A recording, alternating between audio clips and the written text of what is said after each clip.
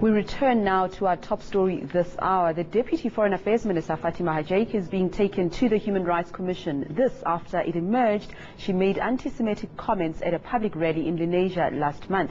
The South African Jewish Board of Deputies has laid a formal complaint against her, and other activists have also expressed their outrage over what the Deputy Minister said.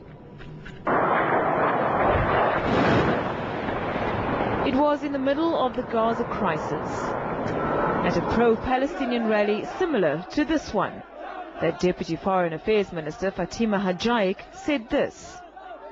That effect, control, no matter which government comes into power, whether it's Republican or Democratic, whether it's Barack Obama or George Bush,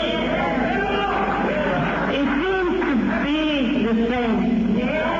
The control of America, just like the control of most Western countries, is in the hands of Jewish money. And when Jewish money controls a country, then you cannot expect anything else.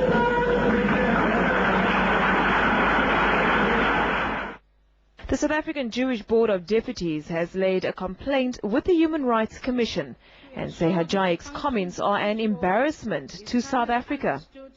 We do need her as an individual and as a deputy minister in our government to withdraw the comments, apologize and distance herself completely with sentiments of this nature.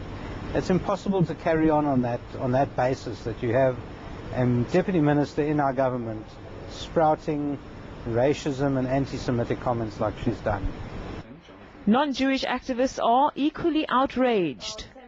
Our president needs to take very firm steps against Minister Hajaig, who has sadly not responded to the letter we sent her, and most importantly we would like him either to get her to issue a formal apology both to the Palestinian people and to the Jewish community in South Africa and abroad. And if she doesn't do that, then certainly he ought to question, and certainly the ANC ought to think of removing her. So far, there's been no response from Hajaig, who's on an official visit to Japan. Foreign Affairs says it will follow up the matter and remains committed to stamping out racism, including anti-Semitism. Liesl Surf, E-News, Parliament.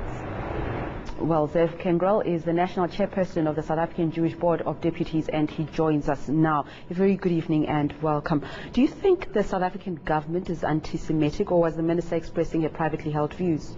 I absolutely feel the South African government is not anti-Semitic, and whenever we have had dealings with them, they've gone the extra mile always to make sure. We're very proud as South African jury that we have one of the lowest levels of anti-Semitism in the world.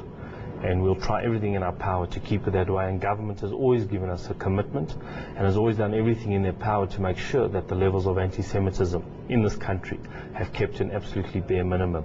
That's why for us these remarks are just so sad, and for me a community very unhappy with the Deputy Foreign Minister spewing such anti-Semitic statements. We do believe it's a personal view, and that's why we have taken it up with the Human Rights Commission, and we really hope that they will do something. Now, Zev, a lot of people have very strong positions on the Middle East conflict. Just take us through your sense of what she said. In what way was she being anti-Semitic?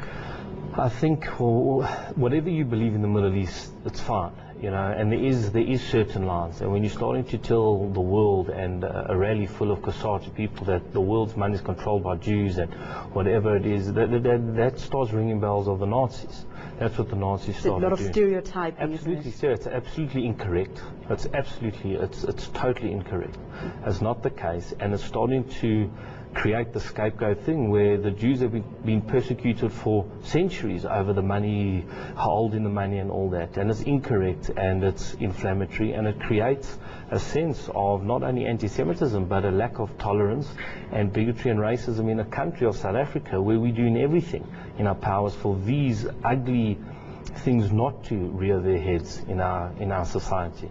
So if I want to go back to the point I made earlier, that most people have a very strong positions on this matter, I'd like to imagine that the mere criticism of, let's say, Israel's action in Gaza is not construed as anti-Semitism.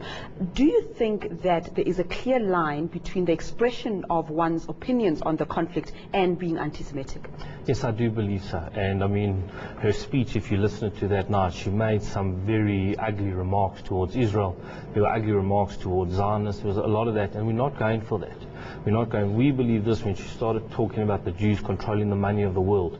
That is anti-Semitism. That is when you've crossed the line. So anybody sympathetic to the Palestinian cause, that's not anti-Semitism? 100%. And I mean, us as the Jewish Board of Deputies, we're also sympathetic to the Palestinian cause, and we also do want that Palestinian state created as soon as possible. And criticism towards Israel, if it's legitimate, we 100%. We might not always agree with it, but we don't call foul play. And this is the first time we've ever had to do such a thing for many years. And the last time there was a government official to do this was in the 40s, when the National Party was sympathetic to the Nazis. And since that time, we haven't had a government official to say something on this line. And she she moved the line from being pro-Palestinian to anti-Semitic, and I think that's a line we cannot allow to be crossed. We have a history of prejudice in this country, and South Africans generally, we're very sensitive about any language or inflammatory language that would divide us. Now that she's said this, what action do you think should be taken? Should the government fire her? Should the president fire her?